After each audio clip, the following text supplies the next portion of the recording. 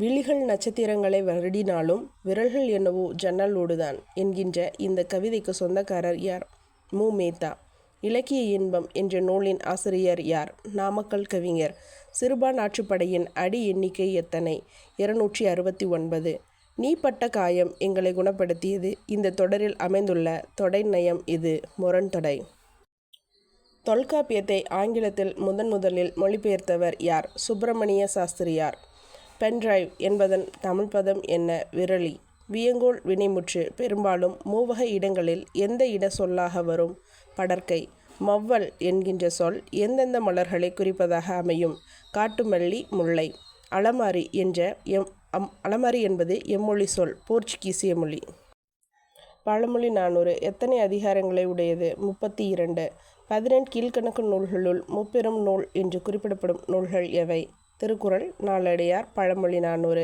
சிந்துவெளி நாகரிக எழுத்து முறையினை எவ்வாறு அழைக்கின்றோம்? முத்திரை. களப்பிரர் ஆட்சியும் தமிழக வரலாறும் என்ற நூலின் ஆசிரியர் யார்?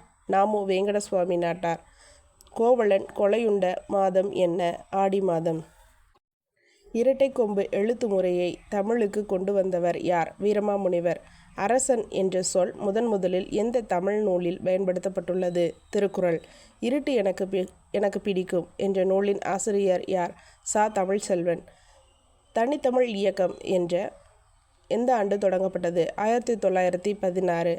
தமிழ் இசை பொற்காலம் என்று அழைக்கப்படும் காலம் எது? பக்தி இலக்கிய காலம். கண்ணகியும் கோவலனும் கவுந்தியடிகளை எந்த இடத்தில் சந்தித்தனர்? காவிரியின் வடகரை. இல்லோர் செல்வன் என்று சிலப்பதிகாரத்தில் அழைக்கப்படுபவர் யார்? கோவலன். சிற்பக்கலையை பற்றி அனைவரும் அறிந்து கொள்ளும் வகையில் தமிழ்நாடு தொழில்நுட்ப இயக்ககம் வெளியிட்டுள்ள நூலின் பெயர் என்ன? சிற்ப செந்நூல். ஏலாதியில் நட்பை பற்றி எத்தனை பாடல்கள் உள்ளன? 3. பொருளை கொடுத்து இருளை கொள்வார். இந்த பழமொழி இடம்பெற்றுள்ள நூல் எது? பழமொழி 400. திருடன் மகன் திருடன் என்ற சிறுகதையின் ஆசிரியர் யார்? கல்கி. மடக்கு அணியை யாப்பின் அடிப்படையில் என்ன பெயர் சொல்லி அழைக்கப்படுகின்றது? யமகம். இலக்கண தாத்தா என்று அழைக்கப்படுபவர் யார்? மேவி வேணுகோபாலன்.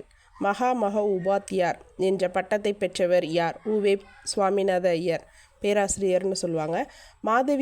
மாதவியிடம் இருந்த 3 கலைகள் என்னென்ன? ஆடல், பாடல், அழகு.